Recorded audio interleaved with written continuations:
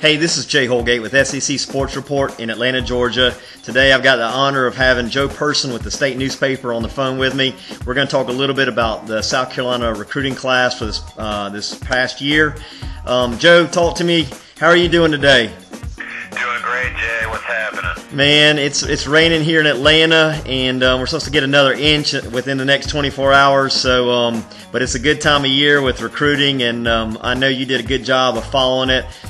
Joe is the lead writer for me as far as Gamecock football, and I just want to find out about this recruiting class. Joe, you think this is a good class for South Carolina?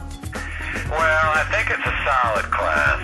It's of course, I saw you up in Spartanburg, South Carolina, when the Gamecocks got the commitment from Lattimore, and certainly he is the headliner, no question about it. Lattimore has a chance to step in and maybe be a starter right away as a freshman. The Gamecocks have been hurting in terms of their running game. They've been last in the conference in rushing the last 3 years. Right. And Lattimore, it's not all the running back's fault, and that sort of brings me to my next point.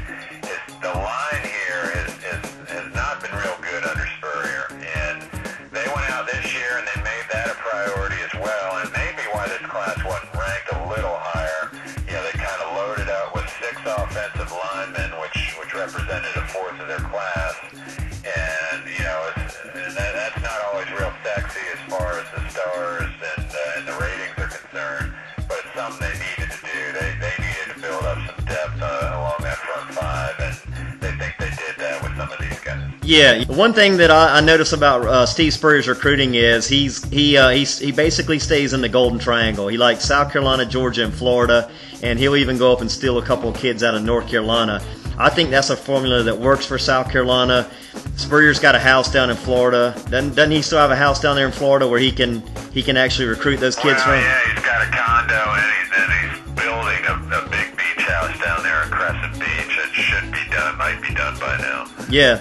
But I thought it was interesting, Jay, that you look at their list of signees yesterday, and it was from only those 4 states that you mentioned: North Carolina, South Carolina, Georgia, and Florida. And that's the first time I remember it being quite that centralized. I mean, they usually get a couple of kids out of Alabama. They've had 1 or 2 most years out of Tennessee, and then kind of a random northern kid. But I actually asked Shane Beamer about that yesterday, the Gamecocks recruiting coordinator, and he said that Spurrier's philosophy is, look, right now the South Carolina program is not a national-type program that can attract kids from California or Arizona or even up in the Northeast.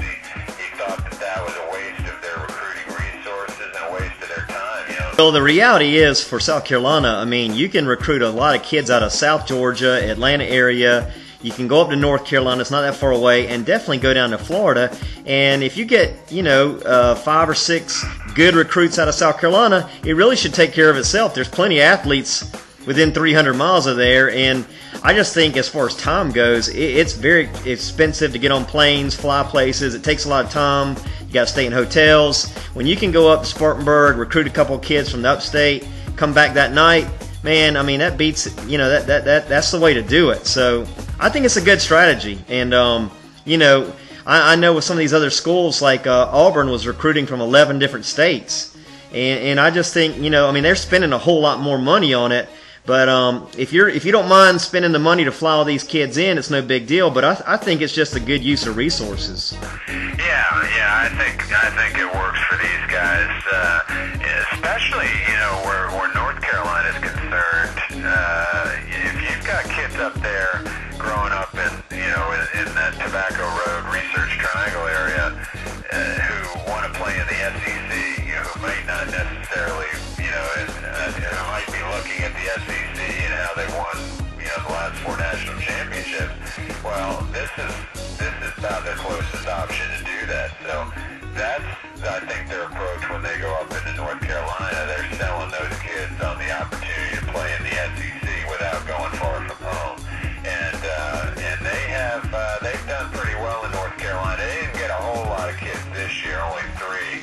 but in past years they've gotten as many as 5 or 6 to protect themselves in state.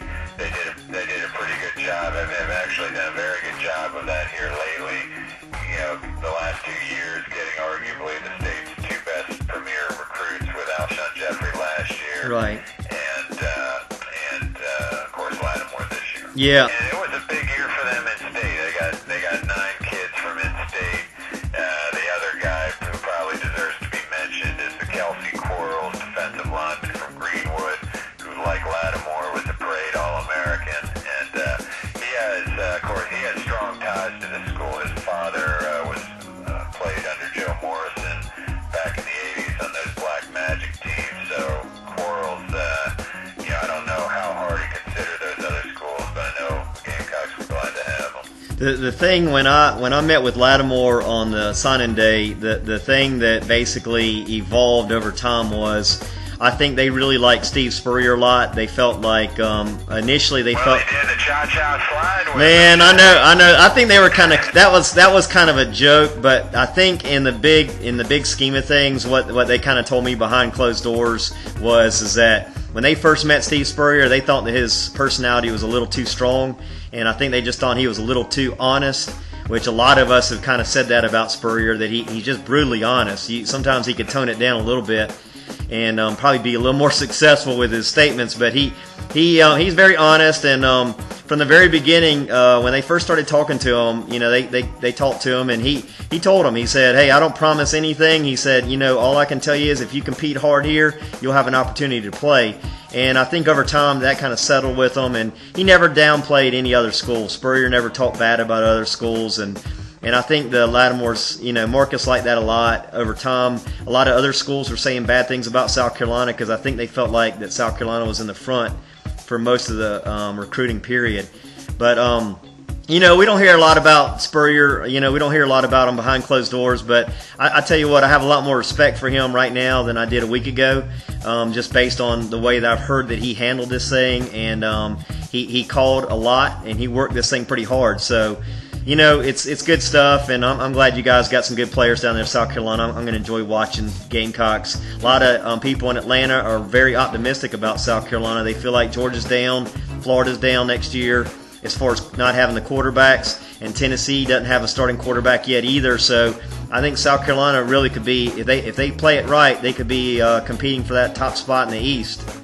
Yeah, well, that's, obviously that's the goal. It was the goal when Spurrier got here. They sort of had to start over. Yeah.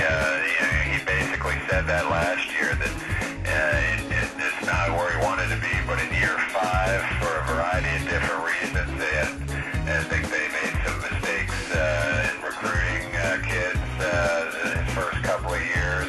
They really missed out in the class of 2007, I guess it was. Excuse me, the 2006. His first full recruiting class, they went out and signed a bunch of offensive linemen. I mean, this was going to be the foundation of the team, and I think maybe 2 of those guys ended up giving them anything worthwhile. Right. All the other ones really became scout team players, and 3 or 4 or 5 of them, I think there were about 4 of them who are now falling off the scholarship books this year, which is why they, as I mentioned earlier, they wanted to go out and restock their linemen, and they certainly hope and feel confident that they did a better job evaluating those linemen than they did 4 years ago.